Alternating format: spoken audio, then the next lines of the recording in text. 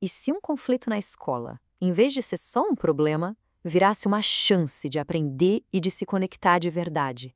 É sobre isso a nossa conversa de hoje. Uma nova abordagem que transforma os desentendimentos em oportunidades incríveis de crescimento. A pergunta central aqui é um verdadeiro divisor de água, sabe? E se, em vez da gente focar só na punição, a gente olhasse para o conflito como uma chance de criar conexão? É uma virada de chave que convida a gente a pensar num caminho totalmente diferente, um caminho focado no diálogo. E olha, isso não é só uma ideia bonita no papel, não. Em muitas escolas por aí, essa mudança já está acontecendo. Educadores e alunos estão descobrindo, na prática, que quando a gente muda o jeito de encarar os desentendimentos, os laços ficam mais fortes e o ambiente todo fica muito mais colaborativo. Essa transformação toda começa, na verdade, com uma mudança fundamental de mentalidade. É o primeiro passo de todos. Decidir se o conflito vai ser visto como uma ameaça, um perigo, ou como uma porta que se abre para uma baita oportunidade de crescimento. E o mais interessante é colocar essas duas visões lado a lado. De um lado, o conflito como perigo.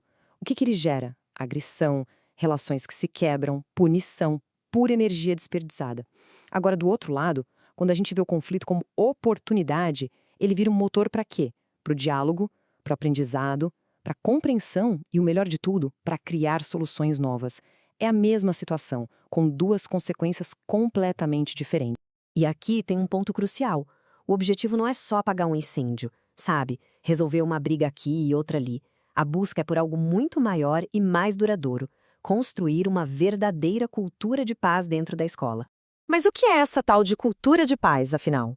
A definição da ONU deixa tudo bem claro. Não é só a falta de violência. É, na verdade, a presença ativa de valores como o respeito que são praticados todo dia através da educação, do diálogo e da cooperação. É como criar um ecossistema onde a convivência positiva floresce. E essa frase do Nelson Mandela ilustra perfeitamente por que a escola é o lugar ideal para cultivar essa cultura. Educação tem um poder de transformação gigantesco. É ali, na escola, que se pode ensinar as ferramentas necessárias para construir um mundo mais pacífico, começando dentro da própria comunidade escolar. Ok, mas como a gente faz isso na prática? Para essa mudança toda acontecer, a gente precisa de ferramentas de comunicação bem concretas. Vamos dar uma olhada nas principais delas.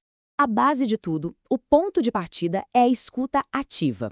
E a palavra-chave aqui é ativa, porque não é só ficar quieto enquanto o outro fala, sabe? É um esforço de verdade, consciente, para entender o que a outra pessoa está sentindo, captando não só as palavras, mas a emoção por trás delas. É, no fim das contas, uma escuta com empatia.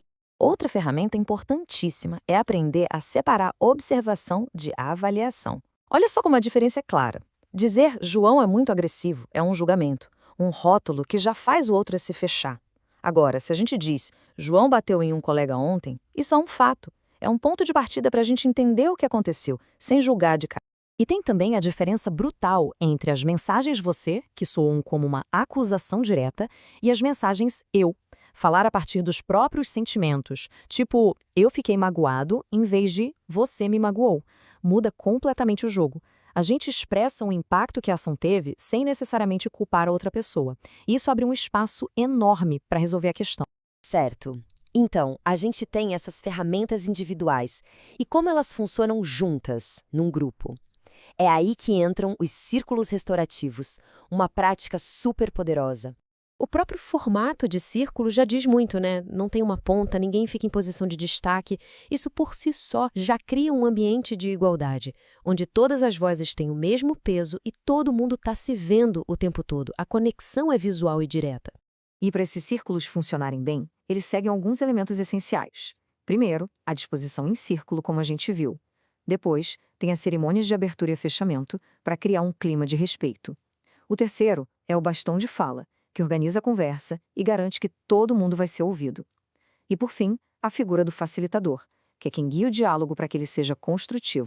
E o impacto disso na vida real é impressionante. Para a gente ter uma ideia, olha só esse relato de uma professora. Uma situação de bullying foi completamente transformada porque, no círculo, os agressores puderam, talvez pela primeira vez, ouvir e sentir o impacto do que eles faziam. E isso levou a um compromisso genuíno de mudança. Isso é transformação de verdade e não só punição.